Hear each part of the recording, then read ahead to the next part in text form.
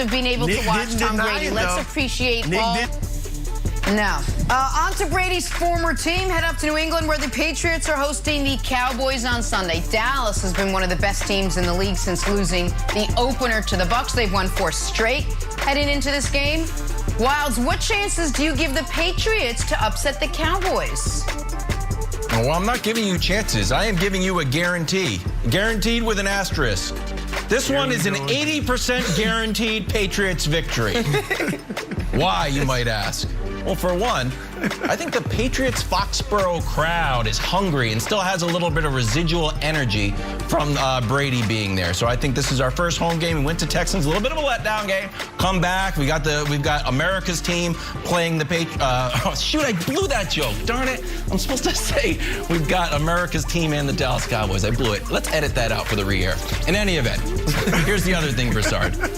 How many yards do the Cowboys give up through the air? 311 is the answer. Is that the worst? Yes. Oh, but I thought Dan Quinn. Oh, no, Dan Quinn's remade the defense. He hasn't. They just get a lot of takeaways. So if Mac Jones holds on to the ball and doesn't throw it to the wrong team, the Dallas secondary will be exposed. And that's why I am guaranteeing 80% a Patriots victory.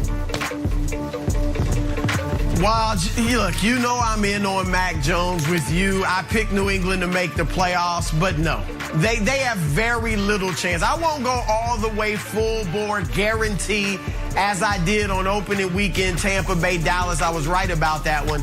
But I'll only give New England like a 3% chance of winning. You know, like one of those, you never know what can happen. All right, in any given Sunday, that type of thing.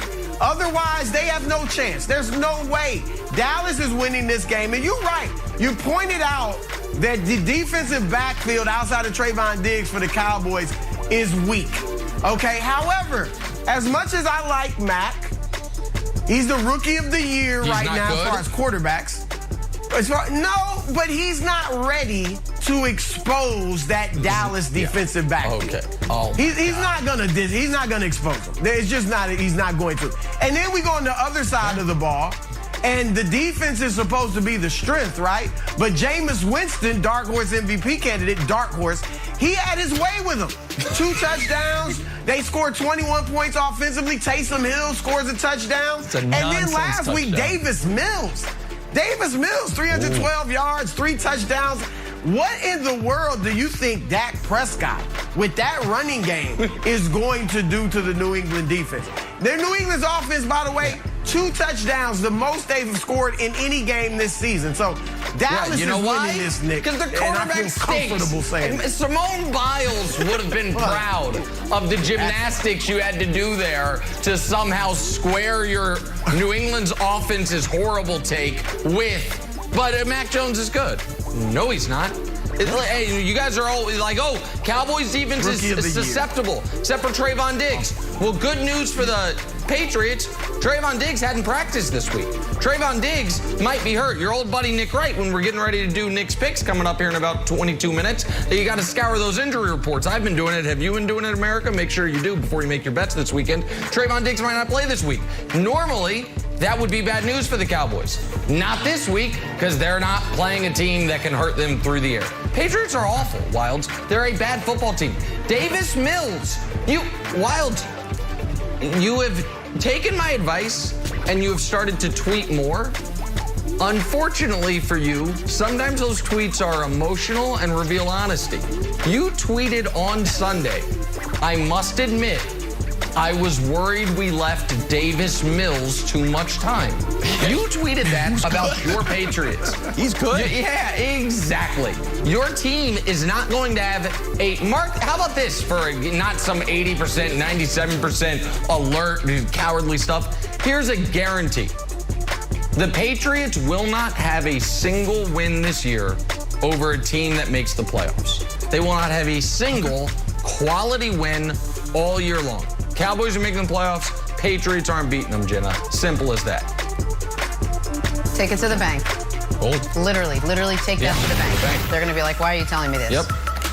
Shutterstock. Wilds, you're talking some Myles Garrett this morning as we are inching our way towards Halloween. Well, and that's not just Halloween orange. That's just a coincidence for the Browns. But Myles Garrett has gotten into the Halloween spirit and decorated his house with tombstones of quarterbacks that are on the Browns schedule. If we can dig in there, you can see Roethlisberger's there. I think we got some Justin Herbert action. Lamar is back there. If we can turn the page, I think my guy Mac Jones, Joe Burrow, Justin Fields. Justin Fields might deserve to be on there. I want to talk about Mac Jones. You've never played Mac Jones, and you don't want to give the Patriots any bulletin board material. But savvy move from Myles Garrett. Because usually bulletin board material, it's just subtle. Like, remember Dallas and the Giants? Like, oh, we don't think they're in our class. Like, what? Joe Judge, like, oh, denied it was bulletin board material. I cannot wait. In November, Browns Patriots, where Bill Belichick and Matthew Slater can get up there and say, Myles Garrett, Mac, he put you on a tombstone in his front yard. Your dead body's in his front yard buried. Like, geez, Matthew Slater, too much. So I don't know, maybe the effective, maybe not. Might be too gruesome to even work, but happy Halloween, everybody. Wow. Wow. Upset alert. We're talking Patrick Mahomes and the Chiefs. Mahomes not in Myles Garrett front yard. They are headed to our nation's capital to face the football team Sunday. Mahomes has already matched his interception total from last season with 6. See if he can rebound Sunday. Is that the Washington's only pass stat rush this show has? can be disruptive. This is outrageous. I'm sorry, Jenna. How many I've times heard that like do I have 13 to hear times that on this show, I stupid gotta admit. stat? My God, we get One it. Last more. year, he barely One threw more. picks. He's already Last matched year, his he barely threw interception picks. total of That's 6 the takeaway. from last All right, season. folks, guess what? 2 At some more. point, he's going to 2 more. surpass it. 6. I'm sick of it. Sorry, Jenna. It's ridiculous. 3 more. Keep saying it. Chris Broussard, which team do you think should be on upset alert? Nick's whining notwithstanding. Cincinnati Bengals. And I have 2 admissions before I go into why. First of all, look, I went along for the ride. I was with everybody else in criticizing and mocking Dan Campbell for his biting the kneecaps presser. All right, it was a bad look. I mocked it like everyone else. But I gotta be honest, I'm starting to like Dan Campbell. You know, his team plays really hard for him. The tears last week at the press conference, I'm here for that. I mean, not every week or not even every few weeks, but once in a while, it shows he cares. It shows he's invested, and I bet you his players respond to that. Secondly, I'm such a stickler for the rules that usually in the upset alert, I just give an alert.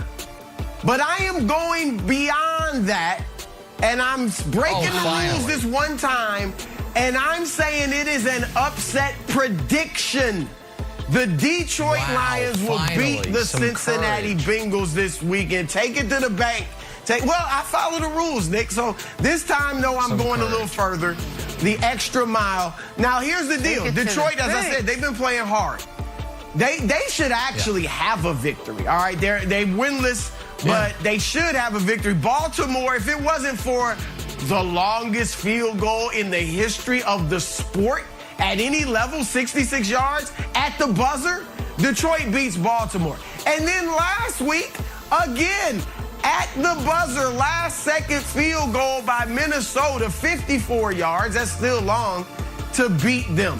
They could be 2 and 3 very easily with victories over pretty good teams. And so I think they get the Bengals this week, and that's my upset prediction.